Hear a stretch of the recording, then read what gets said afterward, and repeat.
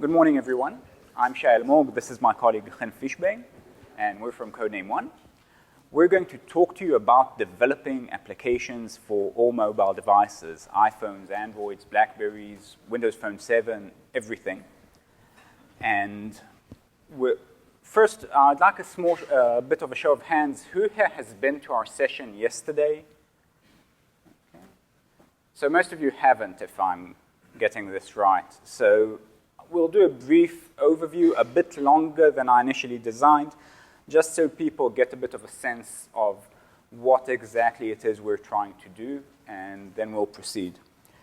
So first, let me introduce us a bit more in depth. I've been developing professionally for over 20 years, since '96 in Java, consulting company for the past 14 years, worked with Sun Microsystems, Oracle, and practically every major operator and manufacturer in the mobile space. Among the projects I've worked on that you might have heard of, Sprint Wireless Toolkit, original Docomo mobile phone, and most recently Luit, which Chen founded and I joined him. And Chen, you want to say a couple of words about yourself? Yeah. Good morning, everyone. My name is Chen Fishbane. Used to work for Sun Microsystems, now Oracle, for the past 8 years. Mainly focused on mobile tools. Among the things the project I've done is the Sprint Wireless Toolkit. I was the tech leader. And lately, for the past 4 or 5 years, I initiated and founded Luit with inside the Sun. And now we are doing this. Thank you. Anyway, one thing to say, just cover our bases here. This whole tutorial session thing is something new. We haven't seen it before. We had the lab last year and regular sessions in the past. So this is a relatively long session with lots of code, and it goes into actually building an application. So it might get we might run ahead because, things like slides with code and stuff like that, it gets confusing.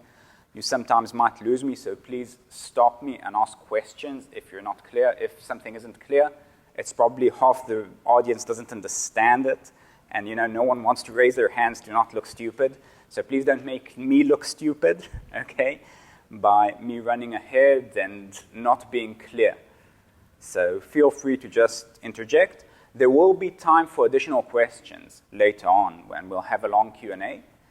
So you don't need to ask general questions, but if something about a particular slide or about how we're doing something specific isn't clear, just raise your hand and ask a question, and I'll try to clarify and maybe even show it running on Chen's machine, how we actually do that, so to clarify. So anyway, let's talk a bit of an intro for those of you who haven't been yesterday. CodeName One is an open source free project that tries to take the spirit of Write Once, Run Anywhere and bring it to mobile devices. Because the state of mobile devices isn't like the state of Java SE, of Swing, AWT, the way we used to develop in Java. We have Android, we have Blackberries, both of which have their own versions of Java. In Android, there's some issues with Android devices that don't come from Google themselves, like the Nook and the Kindle, that aren't as compatible. Fragmentation, I think, is overblown in Android, but when we're talking about those devices, the problem is starting to form. But then you have iPhone, iPad, Windows Phone, and Windows Tablet, and stuff like that. There's no Java there. There's nowhere to reach these devices. So we created this set of open source tools and a service to try and answer that problem, to actually make something that works for everything. Now, this is our basic diagram of the pieces that we have in place. We offer essentially an API, an open source API that allows you to build everything with it. You need to write your code to our API in order to have it as a cross-platform solution. The API includes standard stuff in Java that you'd expect. Obviously, you've got streams, you've got everything as you would in the standard Java. Most of what we do differently there are things like networking and UI, both of which just don't really translate well to mobile devices if you don't have a dedicated API. The Java SC API isn't really appropriate for those devices and never really was. We've got an open source designer and simulator that allow you to run everything directly in your NetBeans and Eclipse environment. So you just install the NetBeans or Eclipse plugin that we provide, and that's why we call it CodeName One. We came up with the name, and then we found a great explanation for why that name works, the reverse way, where we take all these different pieces and we make them feel like one single piece, like Java should. Because people often think of Java as a VM, as the actual implementation of the VM, but really Java is a spirit of something. It's the ability to write something in an environment that protects you, that holds you, that cradles you, and allows you to create something that works in a seamless way. And that's what we're trying to do. You just press play, then you send the build, and you get a native application. You don't need to install a million things. You don't need to think about it too much. It acts like a VM. For you, for all intents and purposes, it is a VM. The fact that we take that code and have a really, really complicated backend process that translates it into C and then compiles it and signs it and uses a physical Mac machine. So you can actually build on Linux, but send the build to a physical Mac machine so your build is completely legal for Apple's approval process. That we make that seamless. We make the whole process seem as if you're just coding in standard Java all the time, when really you're building something in native Objective-C and C under the surface. And that's generally what we're doing. Just a quick review of the features, but first let's show you a quick demo so you'll get a sense of what we're doing. Now, here, as you can see, I'm showing the actual presentation on this machine. And that's really helpful to create, to show you the type of applications that we can build. So this is the standard demo we usually show, and it's good because it's really simple. It doesn't connect to the internet. I can actually show you all the sort of animations that you'd expect to get in a device of this sort without doing anything too complicated like networking that will always break in this sort of demo. But I'm sure I'll be able to break it for you if I try a bit, which I will. Let's say things like that, or like that. Everything, we can actually very, very deeply change everything about the UI. And we'll go over these things later. As I said, crash. I wiped this machine just the other day, so this is a beta version of whatever it is we're doing. And actually, I didn't wipe it. That's not fair to me. Apple wiped it for some reason. They decided that I'm using a beta version, and now is the right time to upgrade. Smile, everyone. Anyway, this is the exact same demo running on a Galaxy Nexus machine. As you can see, it looks different. It occupies the whole screen and works rather than a single screen that, like you saw in my iPad. This actually turns into a multi-form user interface. And as you can see, the buttons look different. The title adapts to the behavior of the device, which is hugely important in this particular case because we need the menus from the Galaxy Nexus, which is, if you've used the ice cream sandwich and everything, everything adapts to look differently on that device. Maybe we'll show the iPhone that also looks different to the, doesn't have battery. Someone's been really irresponsible here. I'm afraid that's me. As you can see, the back button, the iPhone back button is featured here. And it wasn't on the Galaxy Nexus. The title looked different there. The title will look different everywhere in every device. But still, some elements of the UI are preserved. Some of the customization that we have is preserved. This is all by choice. These are conscious decisions that we've made as the developer of a specific app. This is a BlackBerry, the most desirable device out there. I'm sure you all want one but you can't have it. Anyway, works just the same. It has touch even. Great device.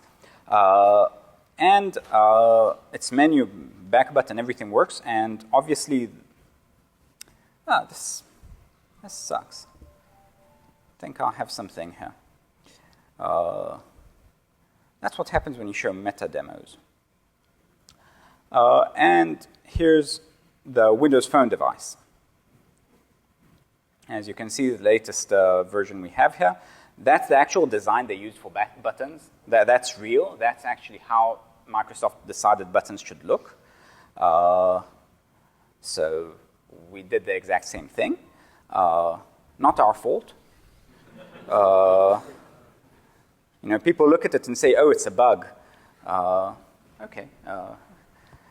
Anyway, so that's the basic thing. Now I have to get out of the presentation again. I should have thought about that before. That's what happens when you change stuff. So this is the application we're going to build today. It's really, really simple. And I kept it simple because I wanted to actually finish in 2 hours. Still, building something more elaborate than this in 2 hours would be a bit complicated. So what the application is going to do, it's going to allow you to create entries in a to-do form and add a new action to that to-do with images, stuff like that. And that's about it. It's going to save it to storage.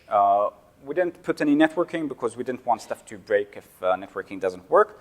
But it's relatively simple to do. Now, I'll show it to you right on this device. So this is the to-do demo. So let's add a task here, like speak a Java 1.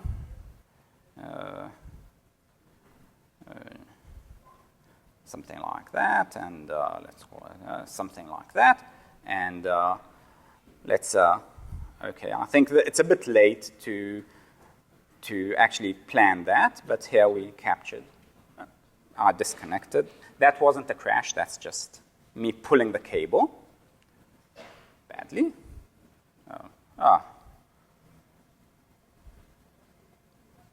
Come on.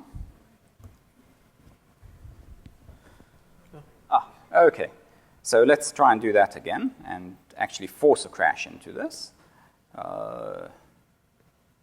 Something like that, and let's capture the other part of the audience. Like I said.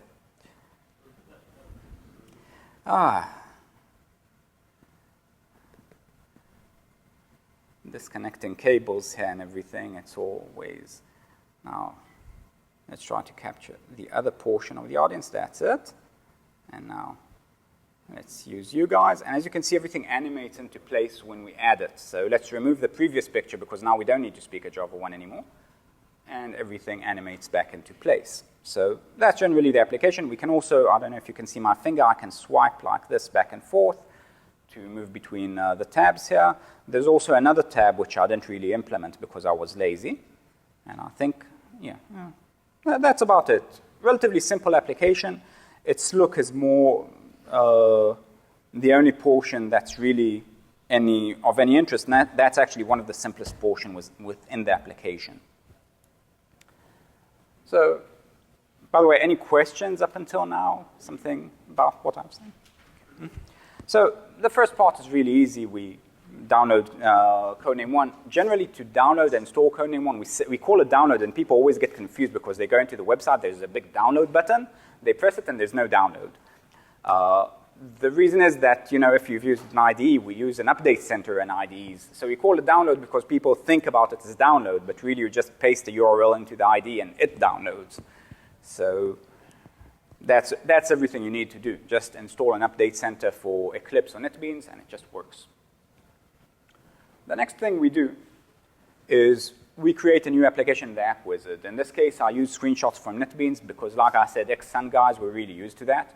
And here specifically, I used a Mac, but that's because I need a Mac, because I'm developing the backend code to port to iPhone. So I obviously need that. But it works. Chem uses a Windows machine. We have lots of guys using Linux. Works perfectly well on those as well. We pick the CodeName One project type, as you can see here. It's a standard Java project with some modifications, and we're going to go over what exactly is different here. Just give it a name to the project. That's pretty standard. And this is a bit more interesting. We can actually, I'm so going to trip over that cable here. We'll add additional comedy to the whole session here, right? As you can see, we have a package name for the project. Now, it seems like something trivial. You know, you're used to creating package names and everything.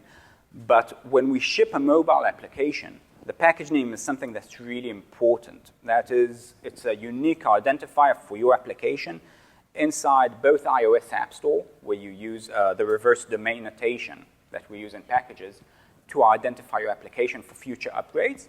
And it's the same case for Android market as well, and for other markets, where you use the package name. So it's really important that when you create a project, you give it a proper package name, because once you ship it with a package name, that's it. You can't ever change it. And you're stuck with it for the rest of your life, and with your specific certificate as well. So that's really painful, so we really stress get the package name right. App name would be nice too to get right, but the package name, crucial.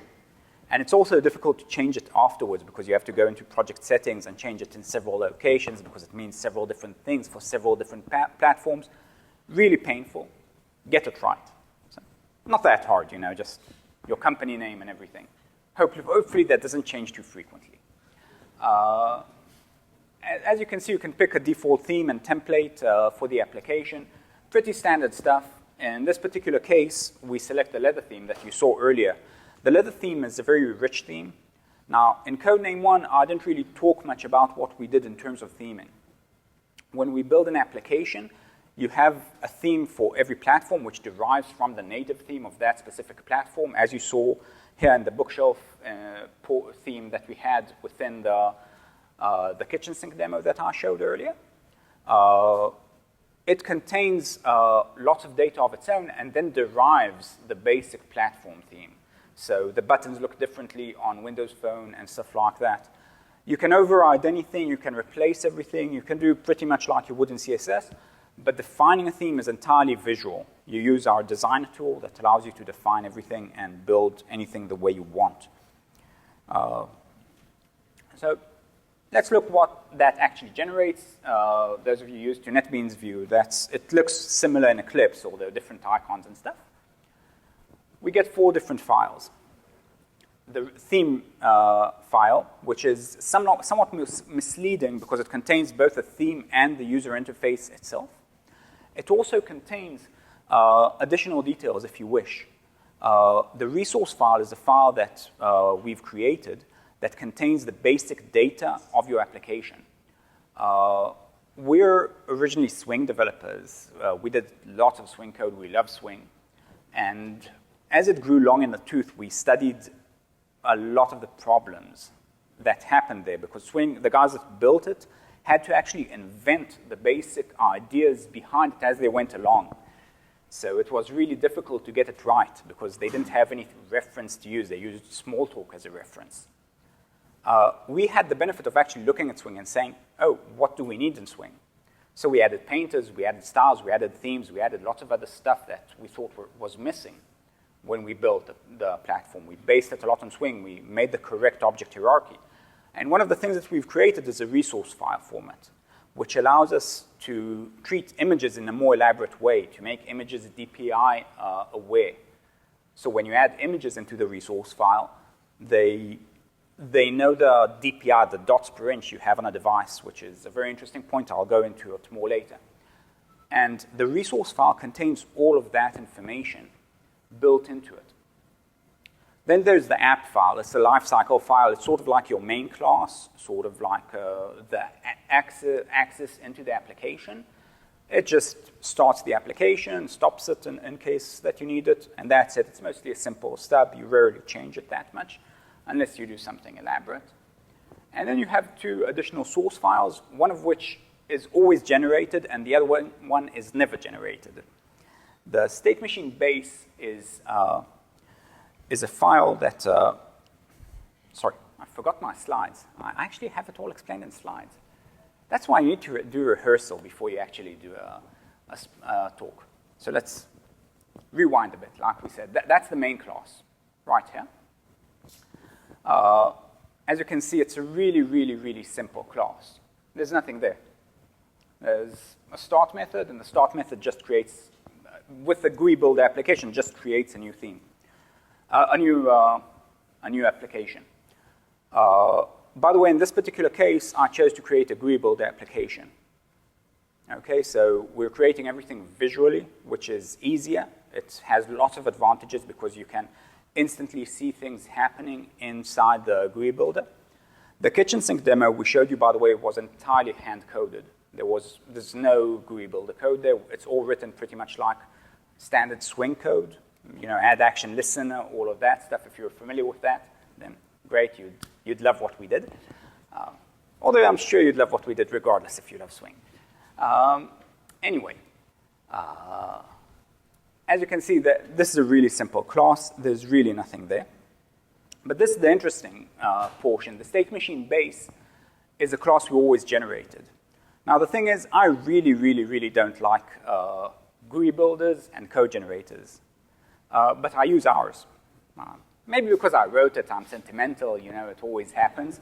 But it's the thing I don't like about GUI builders is that they generate all of this weird code and you want that to be here and this to be like that, and suddenly you don't, not on purpose, you suddenly break it.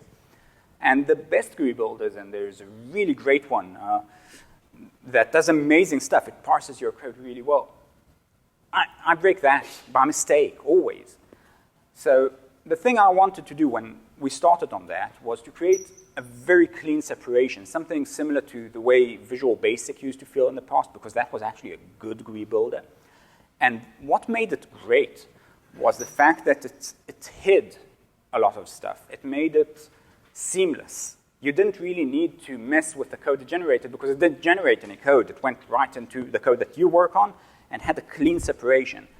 That's what we wanted to do. So the Statemachine Base is that clean separation.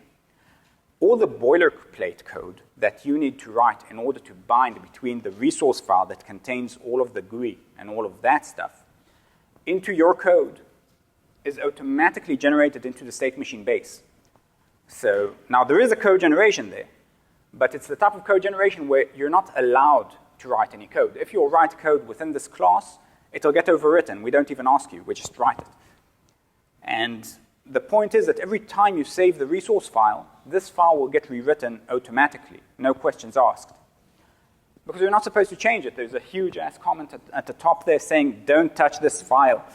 So if you don't read comments, well, that's going to be a punishment to remember next time you save your code, the resource file, sorry. So read comments first. So anyway, this file gets regenerated, and it contains all of that boilerplate stuff that you always need in order to bind to a resource file. It, by the way, its subclass is a class of ours called UI Builder, but that's a different thing. And then the Statemachine class derives from it. As you can see, it extends the Statemachine Base. And it just contains calls to the parent class, effectively. It just overrides calls within the Statemachine Base. So for instance, if I want to add a listener to a button, all I need to do is override the call to a specific action event of a button that's generated for me in the Statemachine Base, and I don't need to add any boilerplate code because that's already generated automatically for me. I just override a method and that's it. Or I call a super method and that's it. It looks like I'm calling a function, but really I'm just calling a method within Statemachine Base. So a lot of the boilerplate code, like for instance, if I define a button and I call it X, I'll automatically have a method called findX defined in Statemachine Base. So I'll be able to find the button that I'm looking for and just invoke it directly and start working on it. But I'm running a bit ahead of myself. Okay, so let's move to Gen's machine here. I think that's like this. And let's show you the process of actually creating a new application. Literally what I spoke of up until now. Gen's just creating a new project, CodeName One project, right? Be creative. Anyway, and it's just creating the exact same thing that I showed you in the slides earlier. That's why, you know, I'm not cheating. I didn't Photoshop anything. You should have given more thought to the package name. Yeah. And tab application. Yeah. And as you can see, just pick the specific. There's more themes and more templates to the right, although, you know, we're always working on adding more of these, as much templates and themes as possible, so you guys will be able to just, you know, use something ready to begin with. But you can create anything of your own. It's just we find that too many people use the pre-existing stuff, and all the pre-existing stuff was really ugly. I'm an awful designer. So that's it, and let's just run it. And it looks gorgeous, as you can see. Alice shows us the simulator bit. We haven't shown the simulator. So this is our simulator, and that's the default tabs application. As you can see, look at the textures look really good now here. Yesterday's projector didn't look as good with that. Actually, it shows you see the shadows next to the textures, you know, lots of the fine details I've worked on there, all sorts of stuff like that. Anyway, yeah. That's OpenStreetMap. That's OpenStreetMap, but that's not part of our demo today. That's just the default application that's generated when you create a new tabs application. That's what you get, effectively. It's sort of all sorts of stubs. As you can see, we can replace the skin to all sorts of skin types, Nexus, other device types, pretty much any one of them, and that way you can simulate every device. Yeah? So at this point, you're running Java code. Yeah, this is running entirely on your PC as a Java application.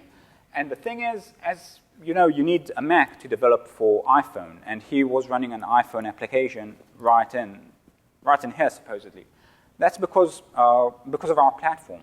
Our platform knows how everything looks, how everything behaves, and automatically adapts it. That's why we're super portable, more portable than anything out there, because we're using a lightweight approach for building everything. And that's why we can offer a GUI builder that's actually cross-platform. That's the general technology behind that. That's what we've been working on for the past 6 or so years. Anyway, so this is specifically that application. We're covered? I think we are. Yeah. Okay. So let's go back to me. You want to show what? The boilerplate something. We showed it in the screenshots here. I thought about showing debugging and everything, but there's not much to debug there, so we can. Yeah, it's just standard Java debugging. So we'll show it later, though, when we have actual code there. That would be valuable. Chen will try to follow along, and maybe if in the middle, you know, you think something isn't clear, we can just swap to his computer and go over there. So feel free to ask questions. And by the way, thank you for being the first one to ask. Yeah. Use method? Maven. Maven. Yeah. We use Ant internally. So everything you see there, our ID integration is really just Ant. We've got Ant tasks and some project properties and stuff like that. Maybe show the ID project properties. Switch to 1? To 3. 3 or 1? Yeah. So show the project properties there for a second, and maybe show the Ant build a bit.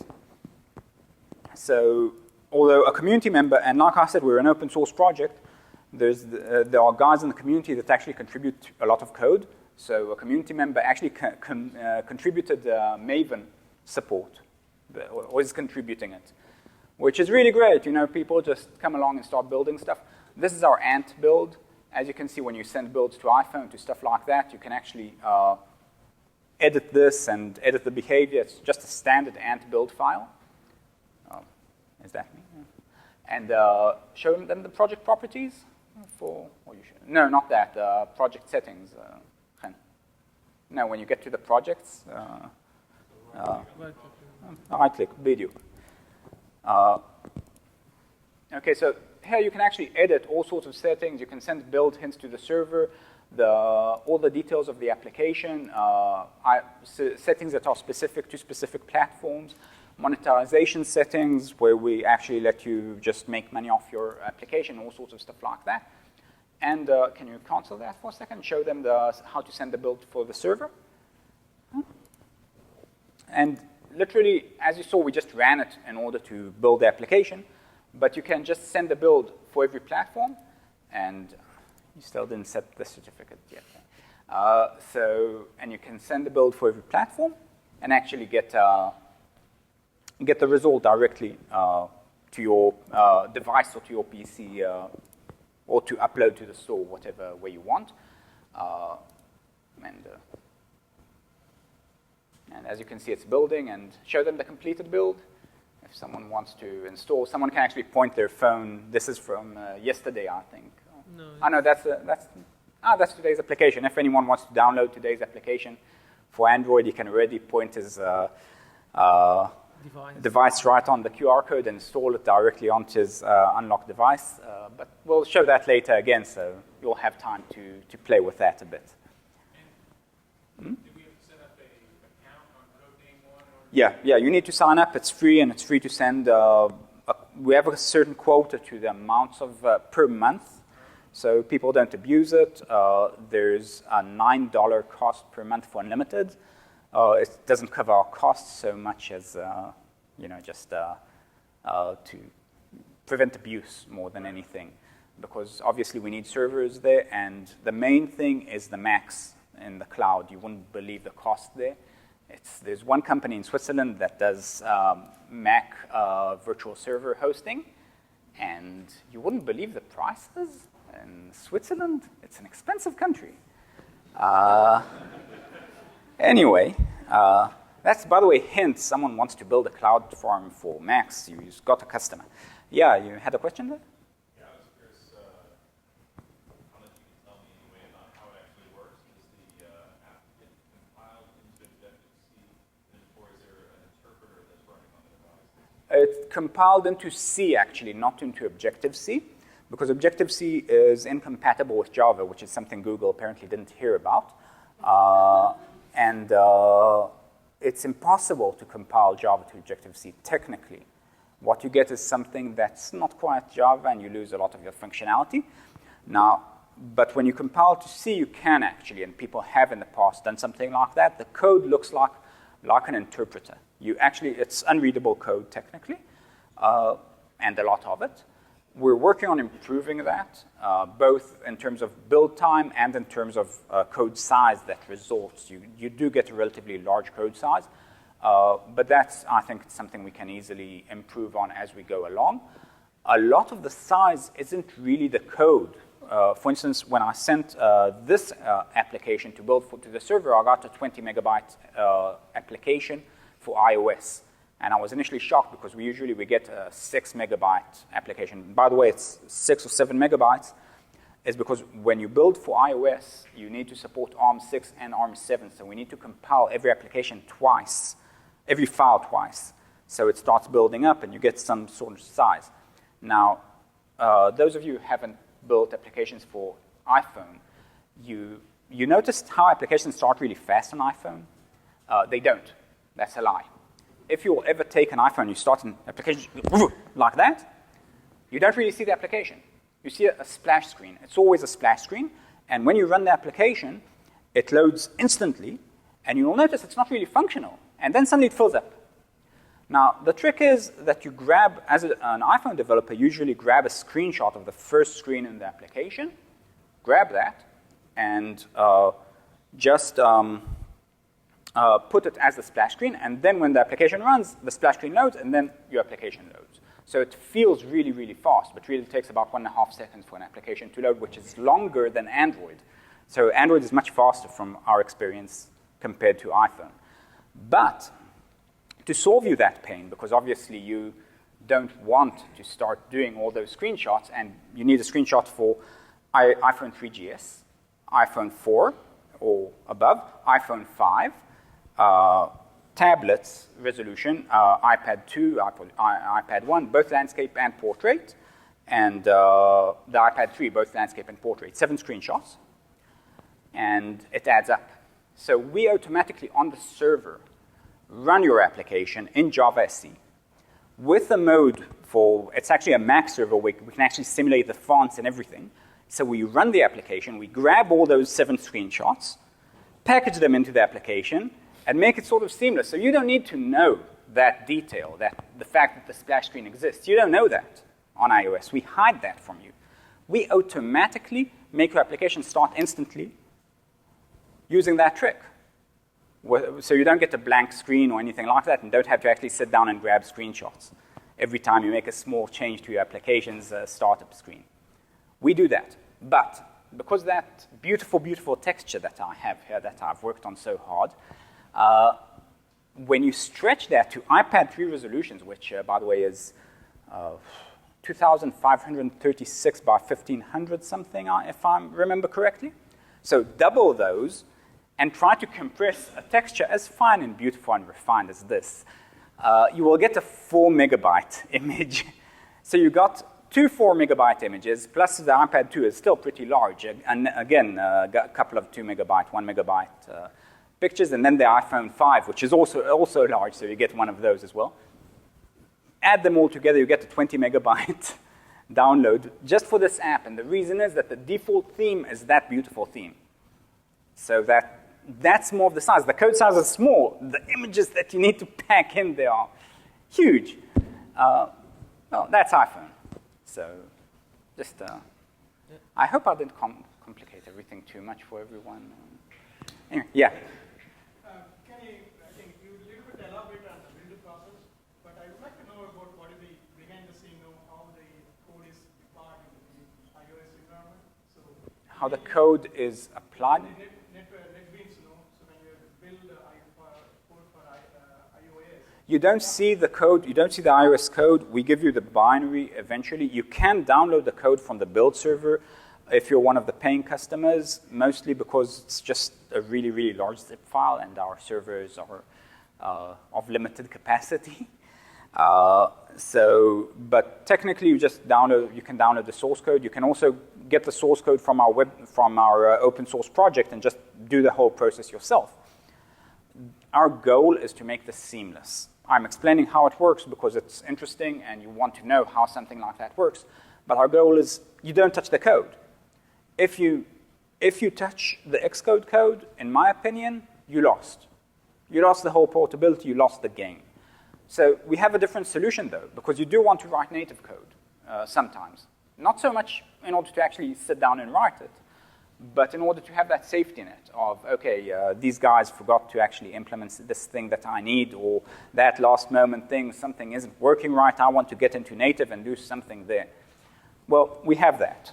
We have native interfaces that allow you want to demonstrate that maybe?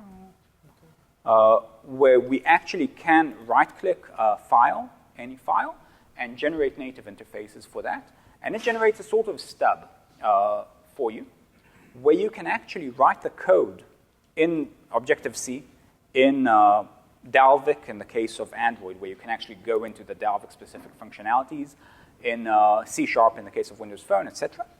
And whatever it is that the Java that Trim has, you can write that as well. And we call it native even though it's not native. It's just the platform native, the platform's standard way of writing. So you can exit our environment, do whatever you want while still being in it technically, and integrate right back in. Things like video and stuff like that are already integrated in a way that's very similar to that. So you're showing that? Yeah, I keep talking. And I'm so generally the way that works is we define an interface. We define it as a native interface. And it needs to extend an interface that we have called native interface. And then we can actually define a simple method here, just define a simple void method or something like that. Or you know what, something that extends peer component, something, a peer component maybe. No, I wanted to show something cool where you can visualize things. Okay. And then you could just right-click this and ask it to generate a native code. And now he can just go into the file section. That's the way you do it in NetBeans specifically, and not in Eclipse. And here you can see the code generated for every platform. In the case of Android, it's obviously Java, but technically this is the other code. You can here call every Android-specific API that you want. Show them the Objective-C code, maybe? So here you get the M files and the H files that are so lovely in the iOS development environment. And you can do whatever you want there just as well, and return values and work with it just like it would any other way. You can also return components right from here and embed them into place, which is a hugely important ability. So you can actually integrate native stuff in there. We don't recommend people use it because it means maintaining code for all the different platforms. But if you do choose, if you are forced to do something like that, you have that recourse. So, and that's important, and it also makes it easier to contribute to stuff that actually works. People use this facility to just contribute to stuff, implementations of all sorts of functionality, and have it actually work. Yeah. So if you had a RESTful web service?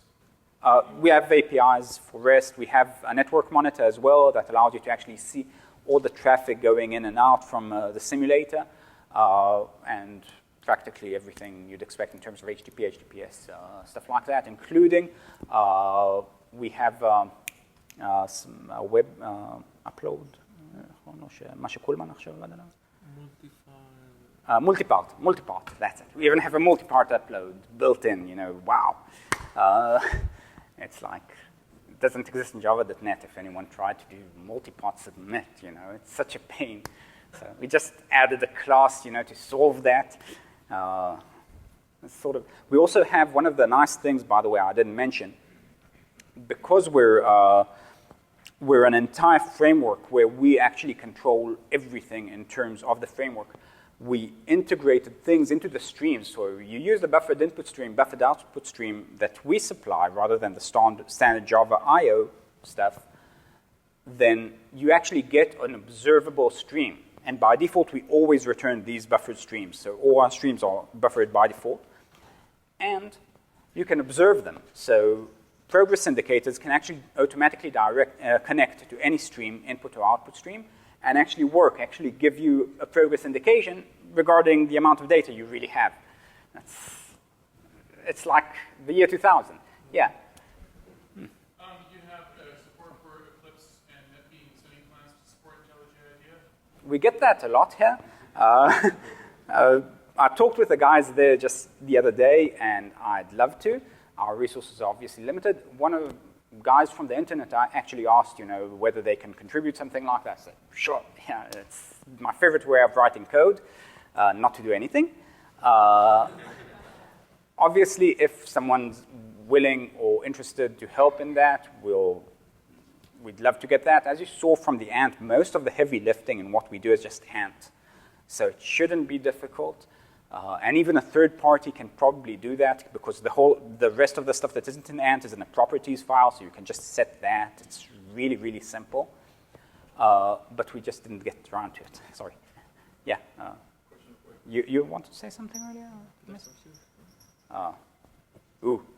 Let's. You know what? It's a question for now regarding this, or is it a general question? Because we'll have a really long time for questions and answers, and he's right. I'm running late.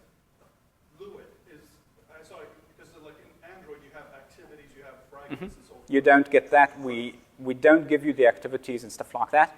People ask a lot about widgets, for instance, in Android. You can embed widgets as native code, but you don't get activities. The application is one whole. You can invoke intents and external activities. We allow that. Okay. The question I was going to get to was, do you leverage the Lua, what you guys did in Lua? We moved it considerably further. Yeah, we took that, we refactored everything, we adapted it for smartphone era. Also with Lua, you guys provided a developer's guide? Yeah, we have something. We have a community-based guide that's about 100 pages. It's really, really bad.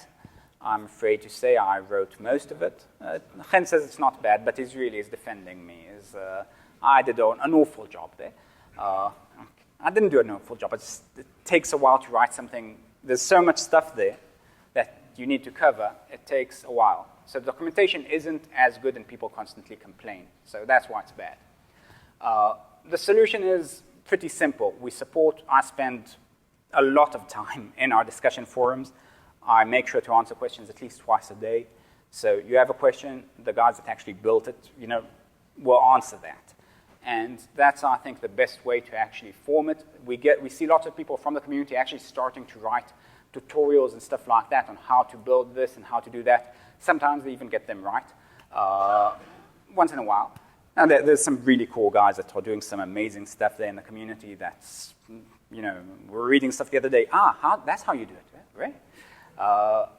So definitely a place to improve, and if you need support there, you actually can get a lot of support. So developer guide's good, but we're working on getting everything better. Okay? Hence stressing, there is a developer guide. Okay, so we talked about the resource file and what it has here. And this is, as you can see, the theme specifically for the application, where you can actually edit CSS-like user interface, elements and stuff like that. I'd show you how it is, but Gen's right. Despite having 2 hours, it seems that I've burned through quite a bit of the time. So I'll move a bit faster.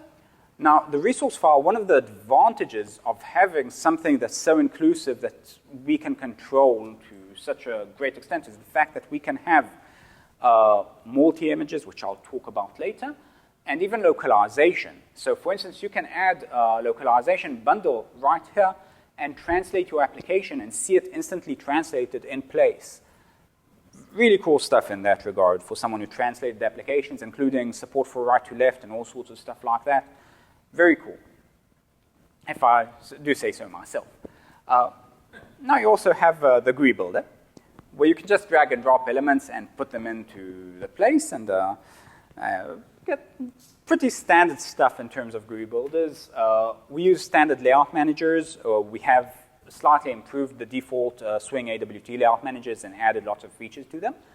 We're working on constantly improving that as well. And it's, by the way, the entire tool open source as well. So you can just send us patches. Again, although that particular code is open source because it's so obfuscated, I really sort of patched everything there.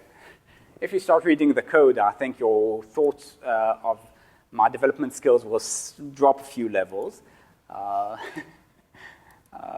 Anyway. So anyway, here we... I wasn't reading the slide.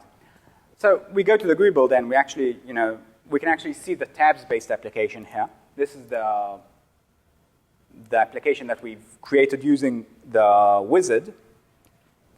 And we can select the form, the form that was created. And as you can see, there's a tree of components right there at the bottom, where you can actually see the hierarchy of the components that builds this UI. It's partially cut off, but you can see literally the tabs, which are cut off here, but the tabs container, and within it all sorts of containers and every entry. So for instance, here you see the form, the tabs, and the container that contains a text area. This is really a text area, although it's marked as uneditable, which is a common thing we do when we want something to occupy multiple lines and stuff like that. We just make it uneditable and give it the style of a label, and then it just works that way. So we can select it and set the title of the form to do. By default, it's something else. It's tabs or something. And then we delete the map tab. Sorry, because it's redundant. Not redundant in general, it's just redundant for this demo. Then we edit the titles of the tabs. Simple stuff. Just we click the titles property. As you can see, the properties for every component are listed right up here. And we just click that after we've selected the tabs component here. So we can click that and just edit and edit the names of the tabs. And then start deleting. Are you following around? Yes. And start deleting the text area, and we rename the container to be tasksContainer. Now, you remember when I said that we generate the Statemachine Base code every time. So in it, the moment up until now, Statemachine Base code had a code within called findContainer, where we could actually access this container. And now it will have a code generated into it called findtasksContainer. So that way we can actually, if we want to programmatically add to-do tasks into that tab over there, we can just do findtasksContainer and start adding tasks into that container. So that's valuable for that purpose. Now we're setting the layout to box layout Y, which means things will be arranged from top to bottom. And I'm going to talk now about layouts a bit, and again, digress, because I think it's important that we understand something as crucial as this to how we build user interfaces. Now, who knows layout managers from AWT Swing? Great, so I don't need to explain anything. You know everything. We improved a few things, but I'll just review it shortly. Layout managers are a sort of pattern that allows you to decouple the way, the math, essentially, of how components are placed within a container. Now, it's especially crucial in a platform like this, because the iPad 3, like I said, is 2,538, 36, something like that, over 1,536, something like that, ridiculous. And it's exactly double the resolution of the iPad 2, exactly double. So the fonts are obviously double the size, exactly double the size. So if you place a component in the same size or even a similar size, it won't work. So you need the logic to depend on the font size and on additional such concepts in order to properly flow everything. So for that, we have that math all embedded into our layout managers, which, by the way, you can write on your own, part of the developer guide. There's also a tutorial on how to write a layout manager, which isn't really complicated. It sounds more complicated than it is. But there are lots of cool ones built in. So the default one is flow layout, which is really easy. It just flows components from left to right. And you can align it to center as well. There's a box layout, just arranges everything either vertically or horizontally. And notice one thing that's interesting here is this is the box layout Y. It stretches the components vertically. Now, horizontally, sorry, it stretches them on the other axes. So for instance, when it's in Y, it will stretch the width. When it's on X, it will stretch the height. Now that seems ridiculous when it looks like this because it stretches to the entire screen. It doesn't really make sense. You don't think of yourself using this particular layout, which is 100% true. Usually it's used in conjunction with other layouts. And then when the container itself takes up its size properly, you will see that the stretching is more appropriate and it forms a sort of alignment for the components. So that's the general logic behind that. And we'll also see it in here. The box layout Y actually works really well because of the stretching. The same is true for the grid layout. It just arranges components in a simple grid and adapts them all to a uniform size. And the table layout is more similar to HTML tables. I'd say similar in some regards to grid bag layout, but probably not a good idea to say something like that. More HTML tables. Not that those are very popular, but it does support spanning and all sorts of stuff like that. Yeah, lots of grid bag fans here. Anyway, so let's start building a sample for this. Now, one of the things we do a lot is, despite the fact that these are going to be to-do entries right here as part of the demo. So these to-do entries will fill in runtime as we load and save the data. Okay? But I'm going to add one hard-coded right into here. Now, the reason I'm doing that is that I'd like to actually see the application while I'm developing it. It's useful. And it's useful when we preview it, because in the GUI builder, in the environment, I can actually open a simulator and see it running right on that. So I'm going to just add such a component right in here and a multi-button, and I'm going to customize it to get the feel that I want. And then later on, when I do the same thing in code, I'll have a reference of how things are supposed to be built. So we're using a multi-button, which I just drag from the palette into place. And the multi-button is a sort of button that we offer. We call it a button that has up to 4 rows and can have a checkbox if we want to, a radio button, or an arrow like that. We call that an emblem and an icon and all sorts of other really cool features in it. And we just edit it to have the first line is the tasks that I want. We're setting the emblem. There was an arrow here. That's the emblem. We set it to null because we don't want it. That arrow, by the way, will only happen on iOS and Android. On other platforms where we don't have an emblem by default, nothing will appear there. And we set the checkbox flag because we want this to be a checkbox entry. And then we add an icon. Now, for the icon, we use multi-images. Now, here's the important thing. I mentioned these before. One of the problems when you build cross-platform web or stuff like that is DPI support. When you have a device that's so different between, say, the iPad 3 versus, say, the iPhone 3GS, the difference in DPI is twofold at least. That means double the pixel density for the newer device.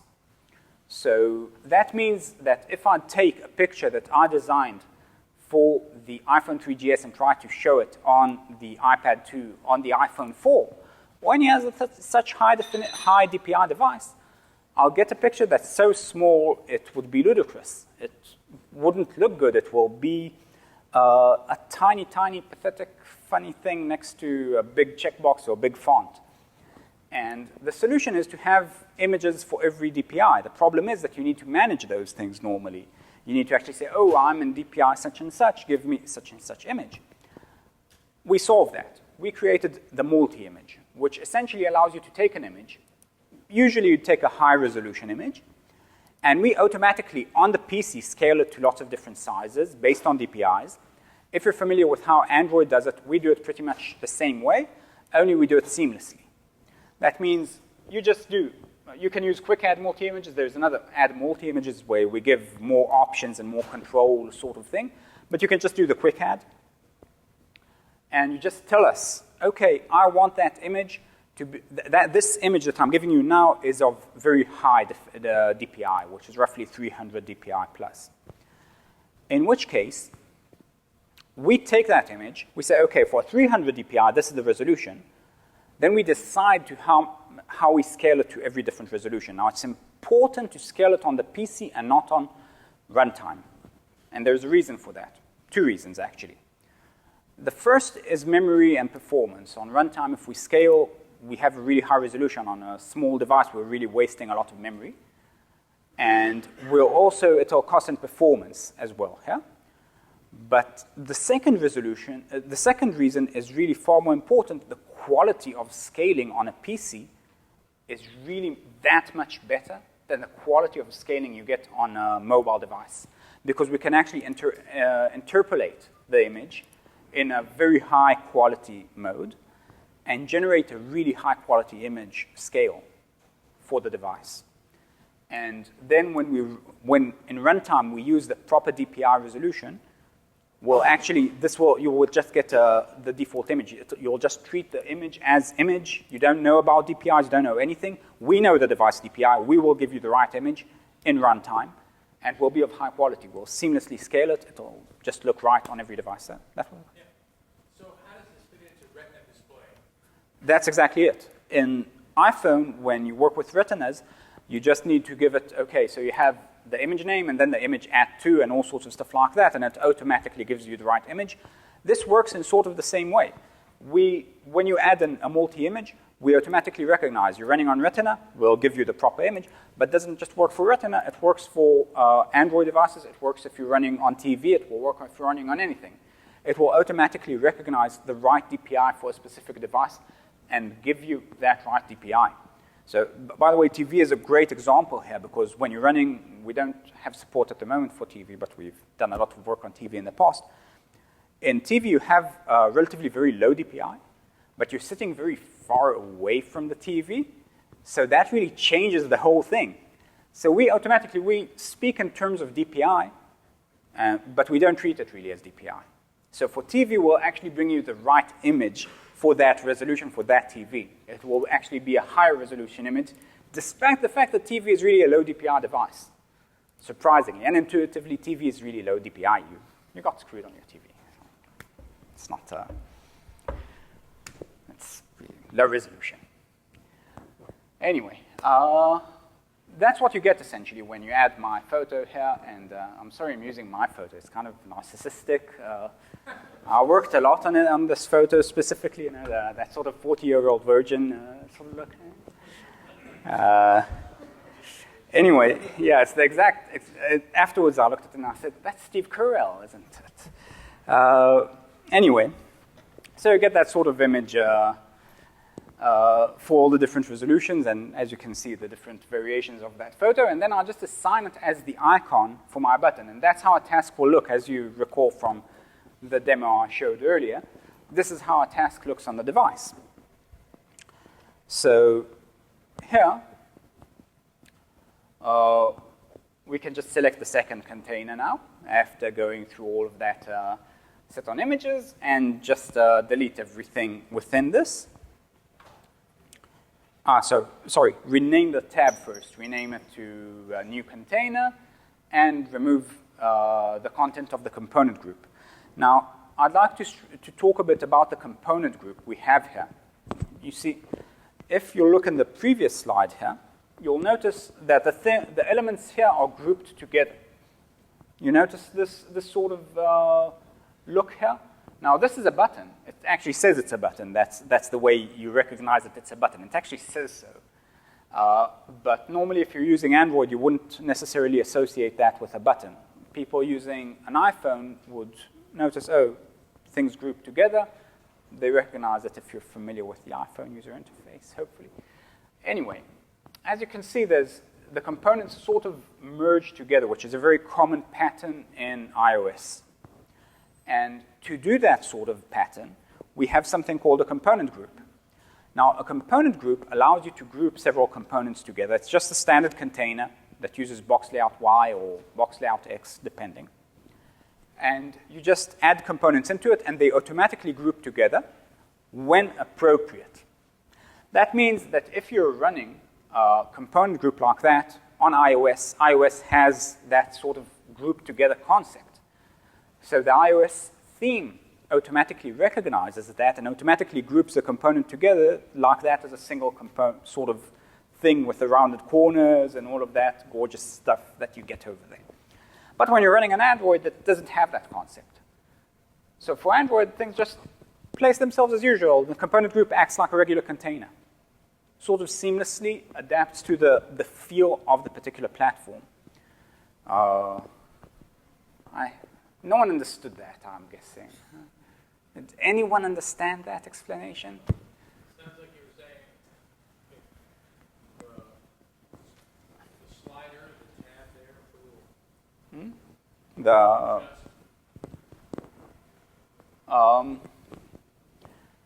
well, what we have here is a label, a button, and a multi-button. Now, buttons usually have a different look. They don't look like that. They don't look like a rounded bottom sort of thing.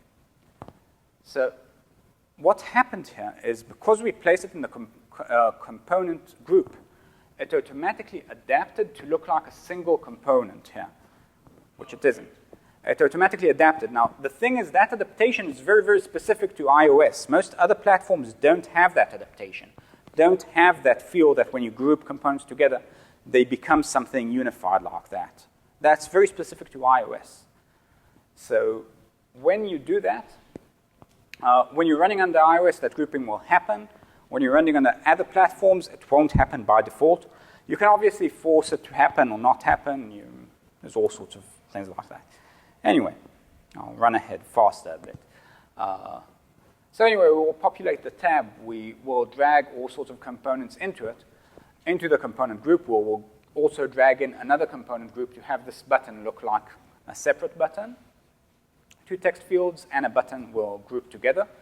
As you remember, the first text field for the description, the second text field, for the title, description, and the button to add a picture, and the last button to submit it. We will edit the texts to make that specific UI. That's just double-clicking and editing everything, and really not very complicated. Then we'll set the hint. It's just there's a hint property here. We set it to title and description appropriately, and that's about it. I'm running ahead. It's not as interesting. And we'll set the names for everything. Title field, description field, capture field. You're there already? You gave up? Okay. Hopefully I'm not putting everyone to sleep. Like I said, it's new to us, that whole thing. Maybe a lab is more fun. Anyway, so you want to try it? Let's try it. Just remind me. Okay, you know what? Go to the resource file of the finished project and show them how it looks that particular screen. And show them how you rename stuff there. And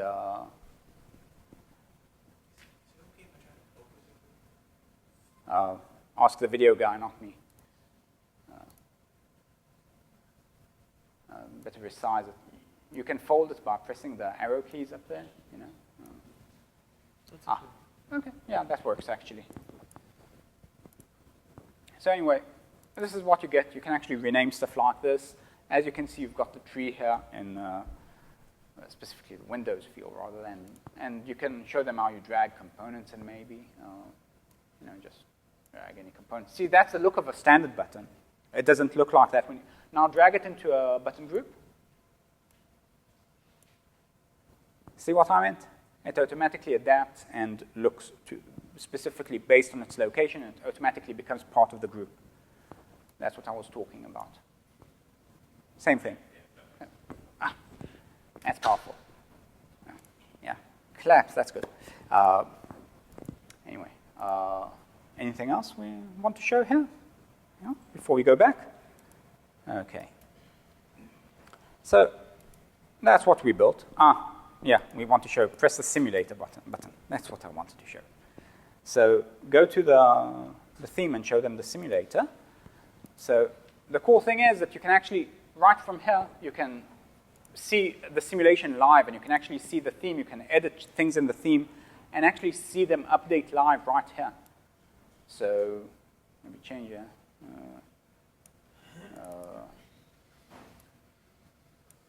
So for instance, Chen is going to enlarge the padding here and show you how stuff moves within the title and stuff like that, although in this particular theme, because of that whole shadow thing over there, it's not a good idea to enlarge the padding too much. But you can actually see everything change live, right in place, and that's really valuable. And the other valuable thing here is that you can just launch the standard simulator right from here and actually see everything running properly in various device resolutions and adapting in various device resolutions. So you can say try simulating an iPhone 4, for instance. That's interesting. Because with an iPhone 4, the resolution is exactly double than the 3GS. And as you can see, the skin is huge now. See my photo, I'm like a poster now. And the thing is that it still looks good. It still looks in proportion to the font, despite the fact that the resolution is so much larger. Can you turn on the scale mode? Now, we also have a scale mode, which is really useful when you're working with a device like the iPhone 4. Now, you see some painting artifacts now that it's scaled, but you can actually work on the screen that's such a low resolution like Chen's. Who am I kidding? I don't have a retina either on my Air, but still. And that's really useful. But if you want a pixel, every pixel to be in its exact place, you need to work with the scrollable mode, and then you get obviously something huge like that. Anyway, very useful. Okay, let's switch back. So now we're going to go a bit over the code and how we bind code into that thing. So to bind code, we just select an entry. And by the way, we can select entries both by clicking on them in the tree and obviously clicking them over here. So it just works. And then we move to the events tab that we have right up there. That's by the way, those of you not using Macs, these are tabs over there, not necessarily clear. And we click the add action event. Up. And when we click to add the action event, our IDE highlights and opens the state machine file and adds this method seamlessly for us, which, as you can see, is overridden. Now, as you recall, the Statemachine Base generates all the boilerplate for us. So we just need to write the logic within this method. Main is the name of the form, which we have. And capture button action is the name of the button that we called it. And the word action is automatically appended to say it's an action listener. And we generate that for you. And the stuff that you need to write is actually all of this code, which I think is a bit an old version, actually, of the code. Yeah, I think it's an old version of the code. Oops. It's a Rick Perry moment thing. Anyway, but it's pretty similar to that, at least. Check our blog. It'll be up to date there. And what you get there is the actual, well, I think, wait a moment. I think I have. This is the method. This is the interesting method. Yeah, I did some homework at least. Thank you. Anyway, what we do here is a few things of interest. First of all, I've added the final keyword. When we generated stuff, the component C wasn't final. I've added that so I'll have access to it in the inner class, in the anonymous inner class. Those of you who aren't familiar with that syntax, please do. It's a way to create a class in place, anonymous inner classes. You just create new and give it the name of an interface, and it's a class. So that's really useful. The thing is that within an inner class, we don't have access to the external variables unless they're final. So I've made C a final variable, and that way I can access it within the body of the class here. And what I do is invoke a method called capture photo to actually, open the camera and capture a photo. Very useful. And that method accepts a callback to say, okay, I was successful, or the user canceled the action. If I get null, that means the user canceled the action. I don't do anything. If I get anything else, it's a string with the path to the photo that the user captured that I can use. So I get an event, and within that action event, I get that information, that sort of payload. As you can see, I just extract the source of the event, and that source is specifically the path to the file. We scale on the file system. We actually scale. Actually, that is the new code. Well, that's nice. We scale the image on the file system, which means we one of the problems some mobile phones had in the past was that when you took a photo with your camera, like cameras, what's a standard camera? 8 megapixels. So the size of the photos is, well, at least 8 megabytes, usually even larger when you load them to memory. So because every pixel is 4 bytes per channel, so that means 8 times 4, you get the picture. Actually, you don't. You can't really load it. So you don't get the picture. The thing is that if you try to load it into memory and then scale it down, even on an iPhone, to scale it down to the size of an icon, you'd run out of the memory on the iPhone in like 3 pictures from a typical picture that the iPhone takes.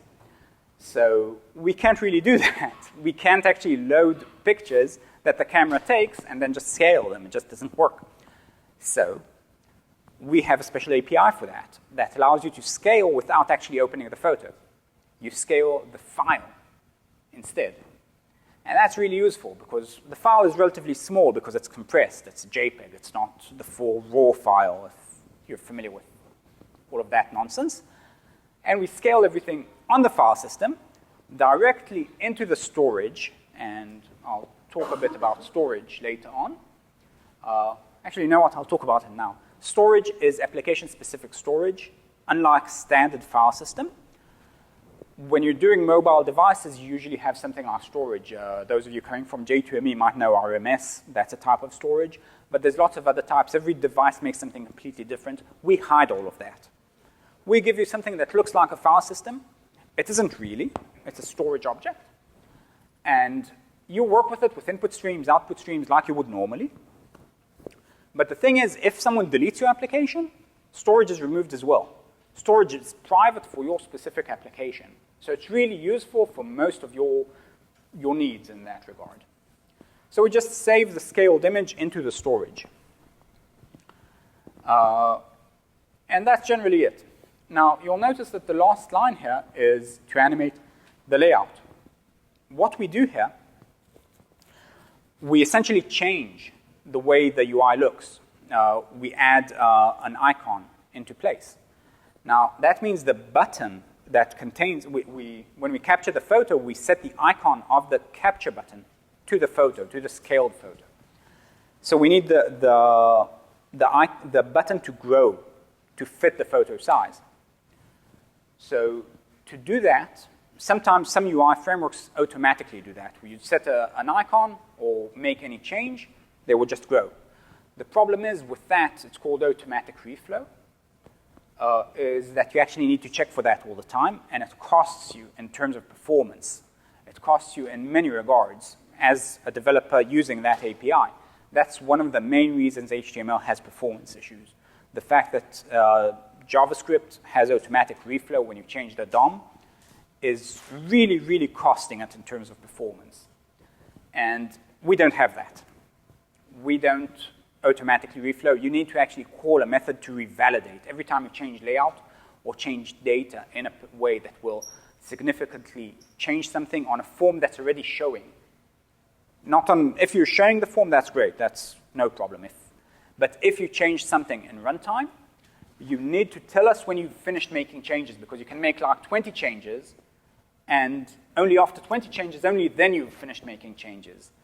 So then you need to tell us that exact moment, okay, I want this to update. Now, the nice thing about it is that because of that particular decision, you can tell us, I don't want you to just, update everything. I want you to update everything, like this, beautifully, like a ballet dancer. Like, I need to pirouette now.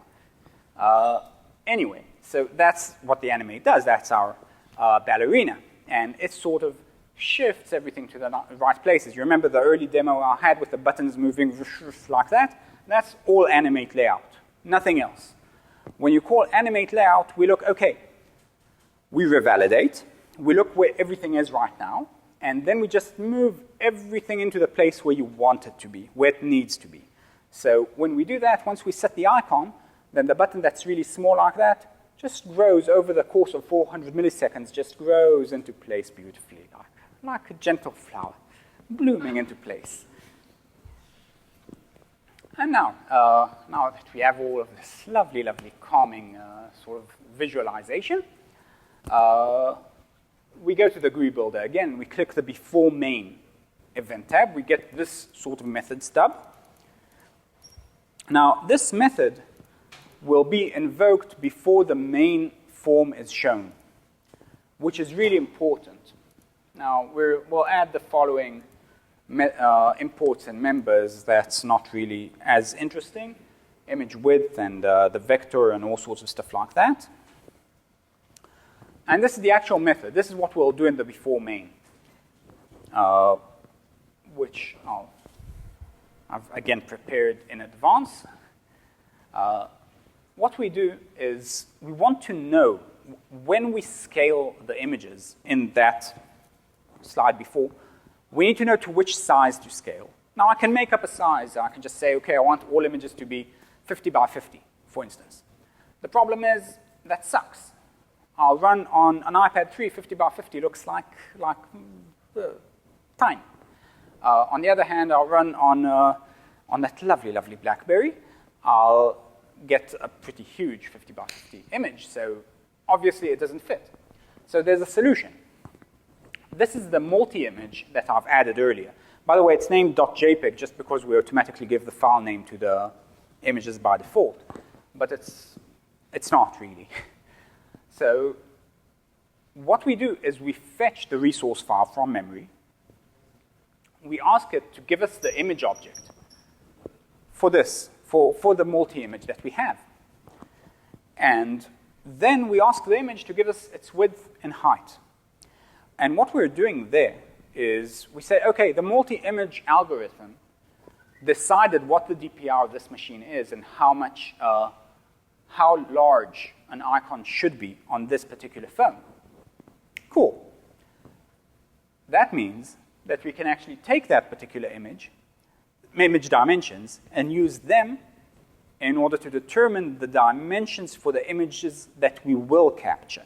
That means, okay, it looks good with that icon that we have. Let's make all our icons have that exact same size. And as you recall, multi-images are something that exists only within the resource file. In runtime, they act just like a regular image. You just get the right dimensions of image.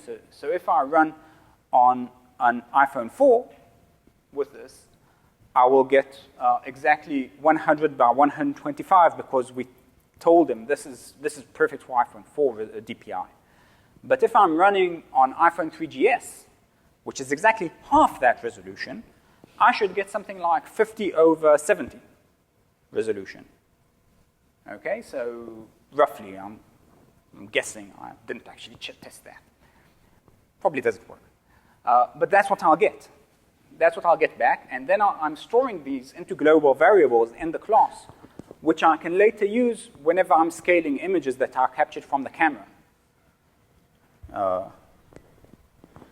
Okay, hopefully you've understood that. Then as you recall, we said that we named the task to tasksContainer, so we just find that particular container within the given form, and we use that method that was generated into the state machine to get the tasksContainer. Now, as you recall, the tasksContainer is where all the tasks are listed. Now, you'll notice we remove all the components from the tasksContainer. What happens here is, you remember we added an example that multi-button with my picture there, you know, the narcissistic stuff there. We've added it into the UI. So we can preview it, but in runtime, we don't really want it there. We want the tasks that the user added. So we just remove it from the container, and instead, we load the data that the user actually added into there, rather than that particular hard-coded thing, which is, technically, you can just go into the GUI builder and remove it manually from there and not do that whole remove all thing. For me, it's just convenient for demoing and stuff like that. Now, here we read an object from the storage. The storage object, like you recall earlier, I said the storage is just like a file system sort of thing. We also added to it somewhat of a simpler form of object persistence, where something like externalization in Java. It's not the actual Java externalizable class, but interface, but something similar. It does have some built-in support for standard Java types, strings, vectors, hash tables, stuff like that. We're adding more as we go along. And generally, you can just serialize objects into there. It's a sort of API for that. I won't go into it too much because I'd like to finish for some questions.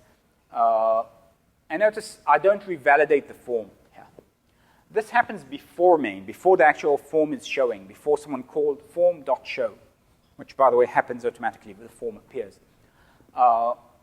So when the form isn't shown, you can change it as much as you want. The moment it's shown, it's validated and appears properly. So I don't need to call revalidate. I don't need to animate. I don't need to do anything. It will all happen as the form comes into place with its transition and everything. So now we want the entries, the actual task entries, to be created. So as you recall, there are multi-buttons. All the entries are just multi-buttons which we've dragged into place and customized appropriately. So here we do it in code instead of doing it visually. We just create a multi-button, set its title, description, photo. keep forgetting about these. And we load the icon from the storage, by the way, again, the scaled icon. An interesting thing. While we do have print stack trace, the print stack trace method, it's going to really not help you that much to see the stack trace on the device because you sort of usually don't see the command line on a mobile phone. And if you do, I'd really would like some to use your phone a bit. So we offer something else. We offer the log functionality, which allows you to print the stack trace to the cloud. So you will actually get the stack trace via email automatically to you. That's one of our premium features, by the way, for paying subscribers. Really useful stuff. It uses our cloud to send logs and stuff. Hugely complex. Very cool stuff. And we can just add action listeners, by the way. Normally, most of the code for binding listeners we've seen through the GUI builder. Here, we're actually binding a listener to that multi-button manually. As you recall, Swing developers, AWT developers should find this pretty standard stuff. And when we make changes, notice we animate the layout here also as we remove entries. We just animate everything into place. You saw that in the demo initially, probably don't remember it by now. But we did that. It was really cool. You loved it? Yeah. Anyway, we save the data instantly. Usually on mobile phones, you don't have a save button. You just save stuff right away. When something's really you're not sure about, you provide a way to undo it. That's usually the approach mobile phone developers take. Now, we do the same thing. We add a binding for the tasks event. Rush through it a bit more now. Yep, not that much. And generally, to add a task, it's really simple. Same sort of stuff. We just take the properties of the task. And in this particular case, we just create that object, add it into the vector. As you can see, there's the to-do vector. We just add it in there, and then write the object. We do the opposite of load, the object's serialization. Again, we save everything immediately. Okay, we're almost finished, so if you're half asleep, then bear with me a bit more. Now, the thing is, to build this to the iPhone is a bit difficult for one reason I've spoken about earlier. You need a certificate from Apple. And that's a process you need to do once. You need to do it on a Mac. There's no way around it because you need to send a certificate request. You must do it from a Mac, and you must get it back from a Mac. There are ways on the internet how to do it on the PC. They don't work, and they crash our servers really badly. They don't crash it. They just reject your certificate, and then even if you do get a proper certificate, it won't work.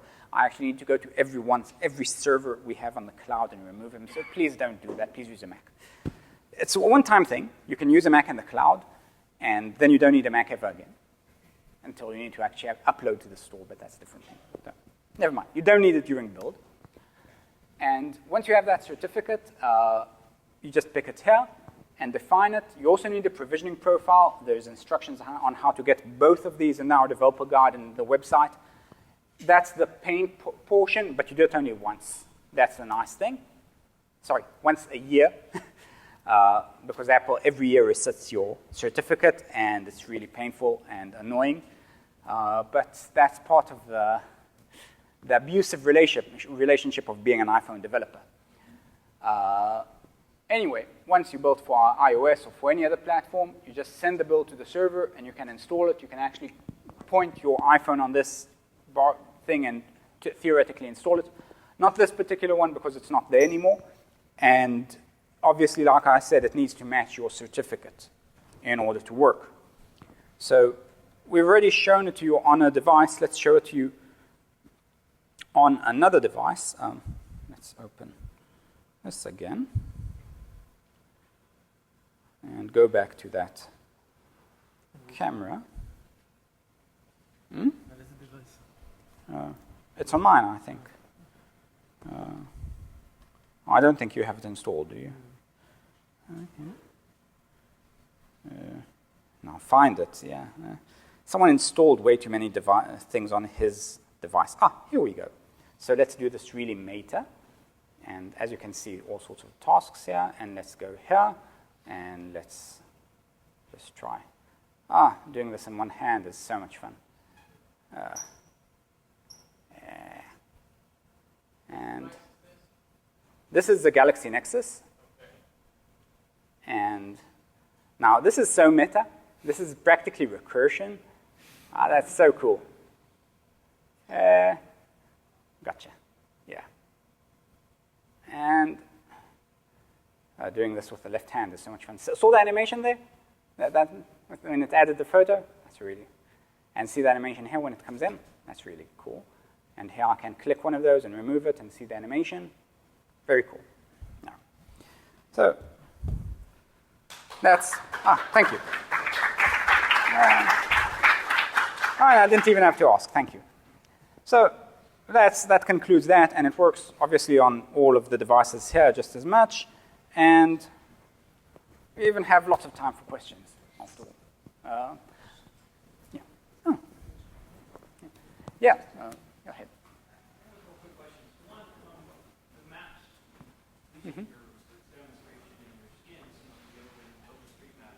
We support both OpenStreetMaps and Google. As a provider, we just added them now.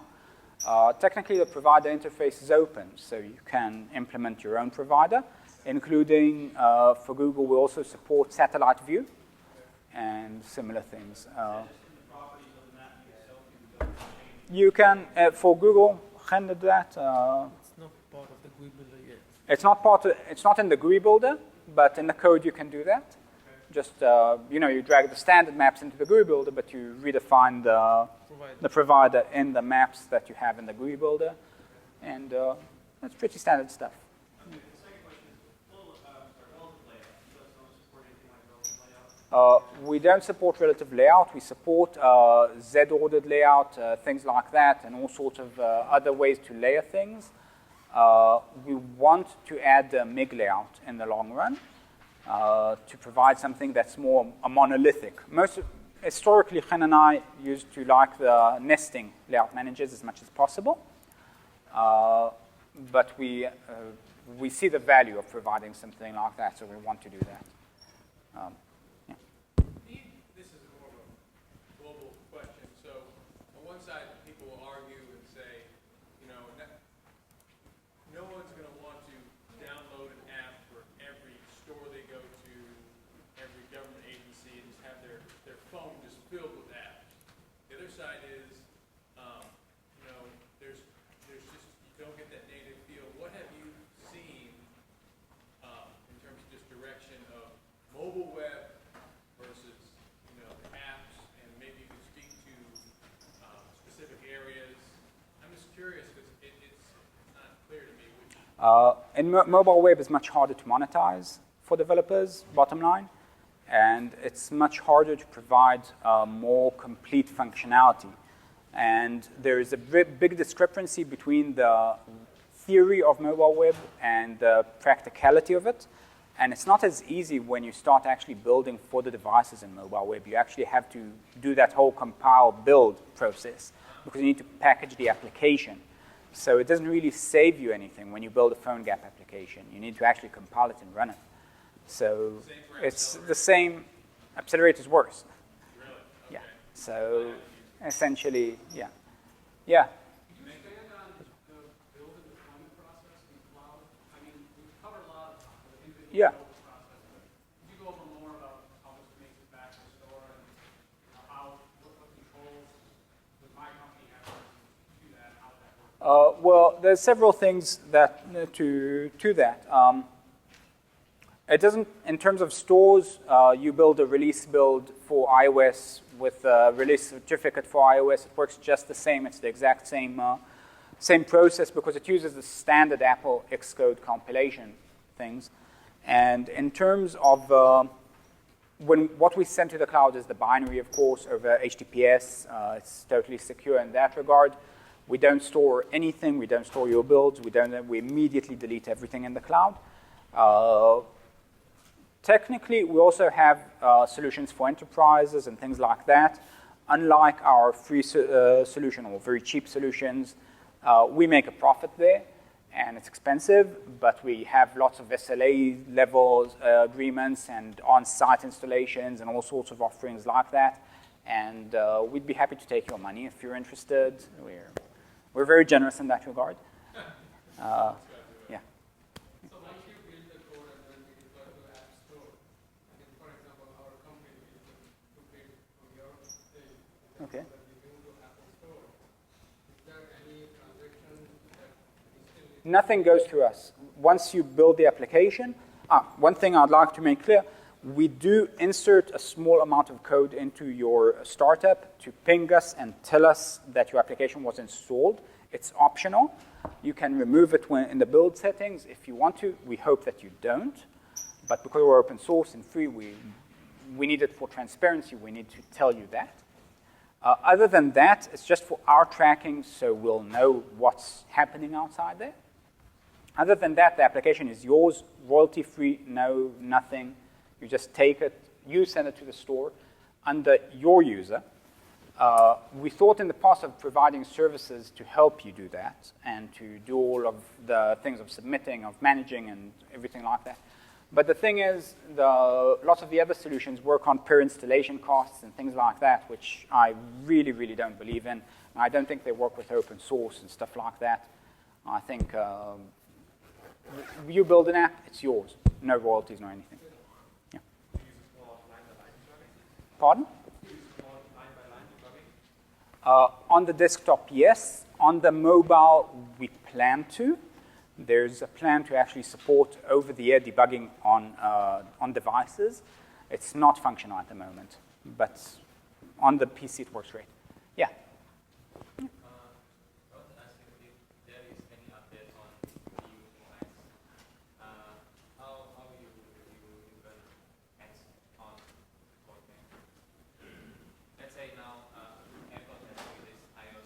Okay, great. Good question. iOS 6, I said earlier when I started that Apple wiped my iPad a couple of days ago, just before, the day before our first session here. Apple chose to, I see suddenly the iPad is on, and I see that you need to activate it, and it won't activate. Apparently, I was running beta 6, and I did test beta 6 of iOS, the last beta 6, and there was a bug there. Apple suddenly decided that if you use a comment in an XML type that's internal to them, that it's an invalid XML. Literally, a comment, an XML comment, you know how that looks?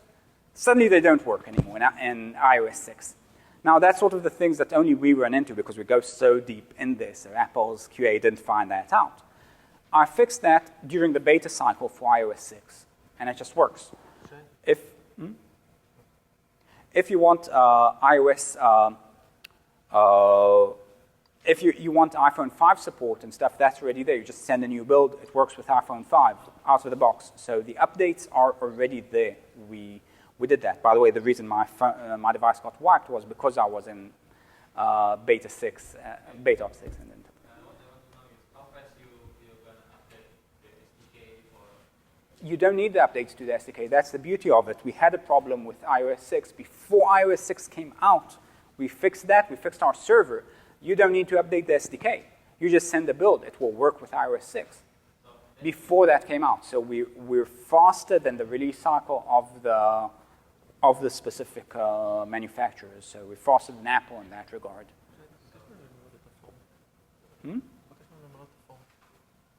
Mimi? Long as a machine.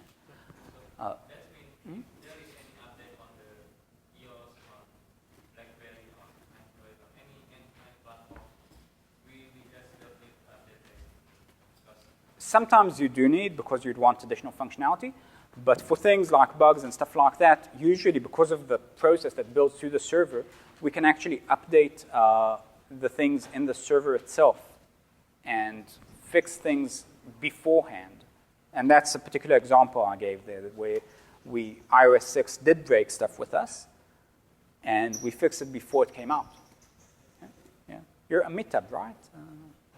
Yeah. Oh. Look familiar. The question which I have, over here we were showing Yeah, yeah.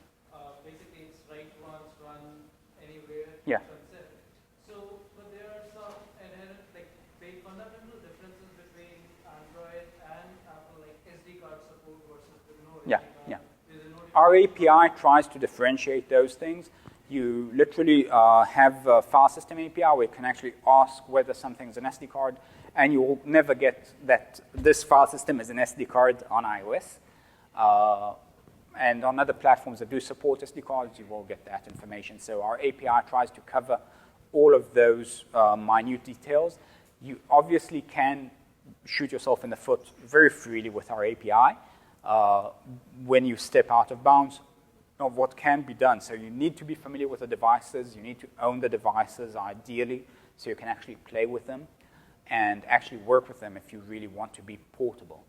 So similarly, like devices which don't have front-facing camera and all, like you will be able to provide us the granular For every specific use case, we try to start building that sort of thing. Specific, I think front-facing cameras, we don't recognize that difference. We don't have that API. But that's a good point. We can add it. It's not very difficult. So the specific example of the SD card, we do have that API. And notification bar. We have that API. It's very Androidy. Although there are notification bars in other platforms, the differences here are way too big. What we want to do is something very different there, and that's something we're talking about still. We have some plans regarding to background execution and everything like that. Again, that's something that's really different between the platforms. So that's the job of the API, where we abstract that and where we expose to you the functionality, and when it isn't portable, we tell you that. So for instance, SQL doesn't work the same on all platforms and isn't supported on some. So you get the SQL support, and within that, if it's there, you can use it. If it's not there, well, it's your problem. You can use regular storage, or you can use the SQL. One question, sort of related to what he's saying. Is there any chance that you guys are going to be publishing the roadmap on what priority you guys plan to tackle next? Usually, in our email every month, we send out our current targets, and you can just see that and everything. It changes in the resolution. In the very short term, we change that very frequently. And so we don't really plan a roadmap, because we'll say a roadmap and we'll break it, because we change things because of feedback from you guys. So especially if you pay us, we're much more amiable to your feedback. But also if you contribute. Developers contribute code that changes instantly. For instance, just the other day, 2 days ago, I was corresponding with a guy about socket support. We didn't support sockets. We still don't at this particular moment. And I was explaining to him why it's not a priority for us, because it just doesn't really work well on devices with the operators. Yesterday morning, we get a post on the mailing list. One of the hackers working on this built socket support and is contributing that. So I lied, I guess, in retrospect. We do intend to support sockets because we get it for free now, which is, like I said, my favorite way of writing code, not writing it. So that's probably going to go in, and that's another way.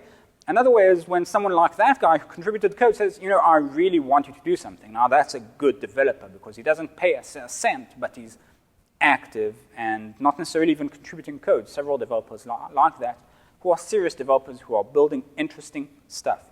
If you're building cool stuff and you say, I'm missing that little feature, we're much more likely to listen to you and promote that feature, because you're probably not the only guy. Everyone's asking us, do this, do that, do this. So we're giving you the tools to do it yourself, and we're very likely to listen to you more if you're serious about that. And we measure seriousness by contributing, being active, building something interesting, or paying us. All of these are valid. You can try all of them together, of course.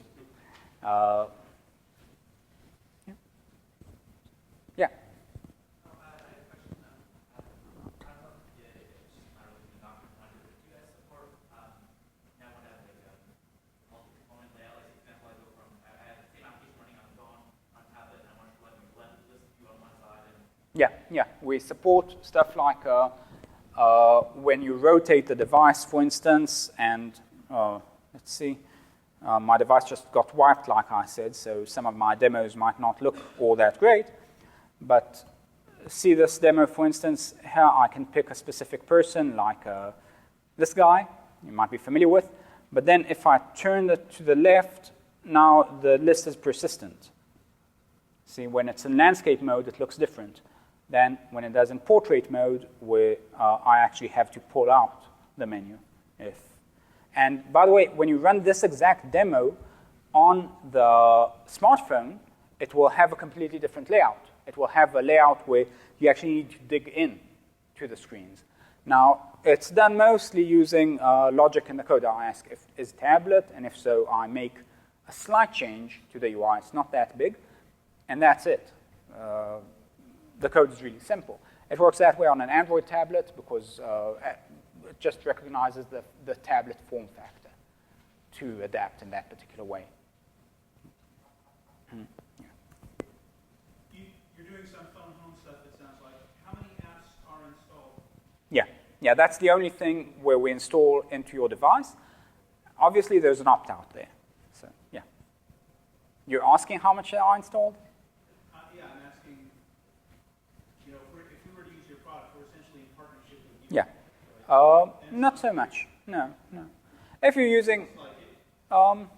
using our product, I think of it more as depending on how you're using it.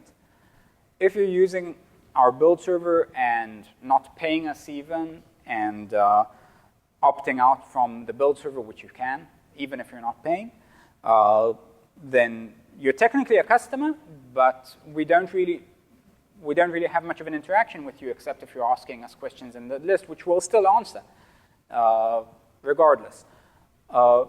If you're partnering with us, you're partnering with us. It's a different level, obviously, of support and everything, and what we can do for you. But generally, there's no runtime issue with us unless you choose to do that. We have services like analytics support and stuff like that, where you do interact with our server. But that's things very specific to the server, where you need a server for analytics, bridging, and stuff like that. Or for ads, where you actually have stuff like that, and other services which we intend to put out in the future. Today we have also push, stuff like that. That also involves our servers. But if you don't use any of these features, then you're just using infrastructure that's free. Does that answer the question? No. Sorry. I guess roughly speaking, how many apps are out there in the world? Okay. So let's say it's 7 figures.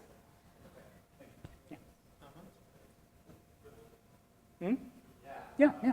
Are there any plans to support the platform events, broadcasts, notifications? The what?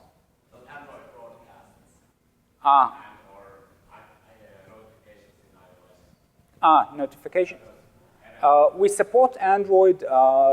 We have an API to support Android notifications, which we're thinking of deprecating because the approach, notifications make sense when you have background execution. The thing is that background execution works completely different for every single platform.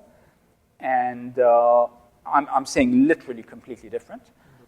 And you're talking about push? No, I'm not asking you get an event that your battery level is something. Yeah, so no, notifications. No, he's saying notifications, yeah. So notifications, we have an API for Android notifications. It only works for Android at the moment. And the reason is that the API made some presumptions regarding background execution, which I think aren't true for a cross-platform solution. So we're working on generalizing that, and once that's generalized, then we'll extrapolate notifications from that idea. Background execution is something that isn't portable. It's an Android concept.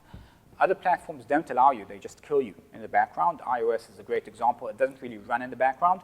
It allows you a use case to run in the background. So you have sort of limitations about how you can do that, and the same holds true for Windows Phone and other devices.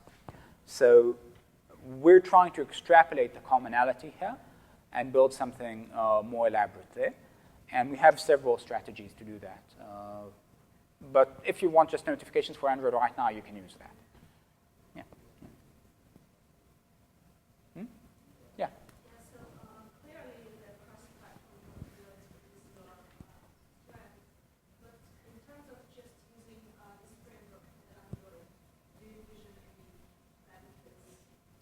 Well, there's several. First of all, you don't have to use the Android emulator, which is painful. I'm just stating a fact here. And also, you can have the live preview of the resource editor and similar features like that. Android in itself is a pretty decent framework. So if Android was the only solution, then our benefit would have been much lower, I'd say. I think we're still better. If I need to go build a solution for Android tomorrow, I build it with our solution, but obviously I'm sort of biased. It's the main idea for Android developers is portability, and the value here is that they can use the same Java skills. So that's that. In the future, I'd hope to do it to offer more things. Yeah.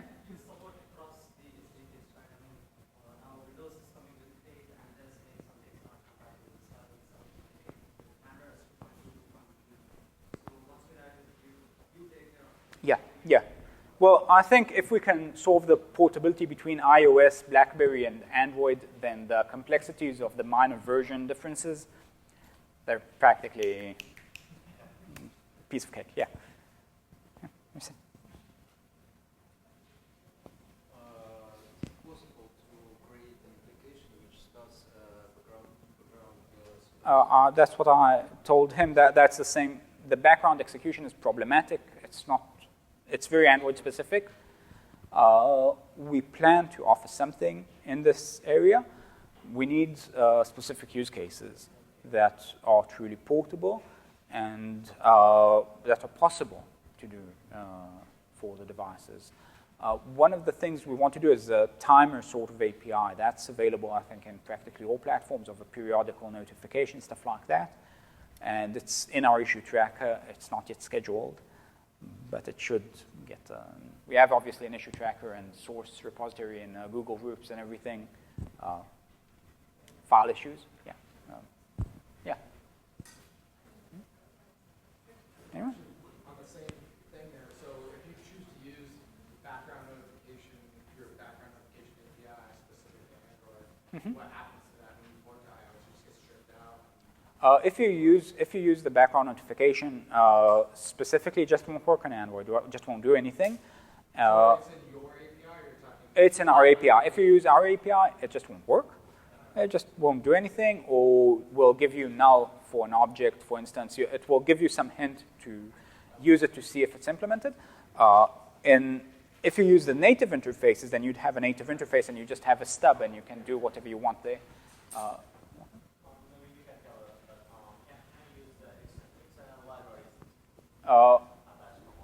Well, you need to use source at the moment because we very much depend on the way things are compiled on the client. We hope to have our own standard for libraries and extensions in the near future. That's one of our main goals in post-Java 1. The thing is that just taking a jar from the internet won't work for you, ever, because we need, we support a subset of Java 5, not the full Java 5 functionality. And if it uses something or is compiled in a way with a JDK such and such instead of the specific flags that we need to compile everything to send to the server, which does all the processing, all hell will break loose. So, but we will support some form of extension so developers can actually distribute stuff. It won't be a standard jar because we want developers to also be able to distribute native code. And in order to run that native code in the simulator, we'll need to create a certain packaging mechanism. We have something like that, and we just need to package it properly.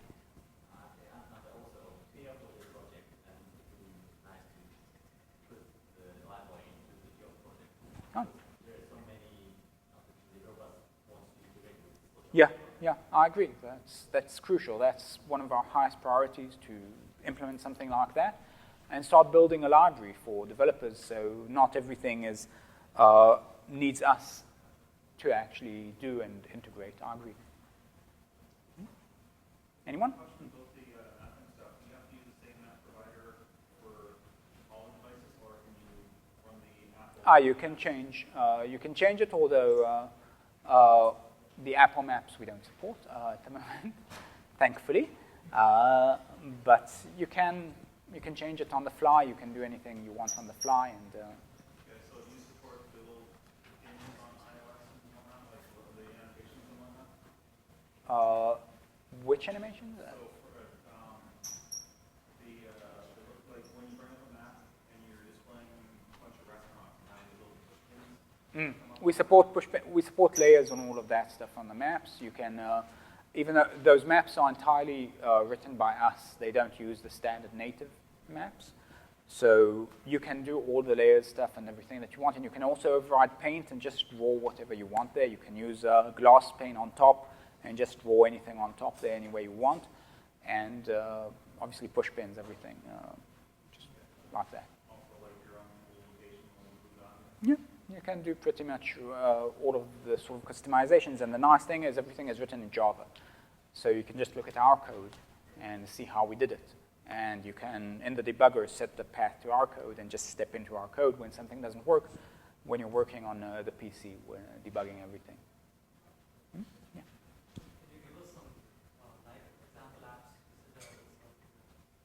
apps? On iOS, there are much less. There's a gallery on our website. Most of our developers prefer to develop right now for Android, BlackBerry, and stuff like that, mostly for historical reasons. We see some people already building pretty cool iOS apps, but most of them haven't launched yet because we're a relatively new project. So most of them is stuff that we see but isn't published yet.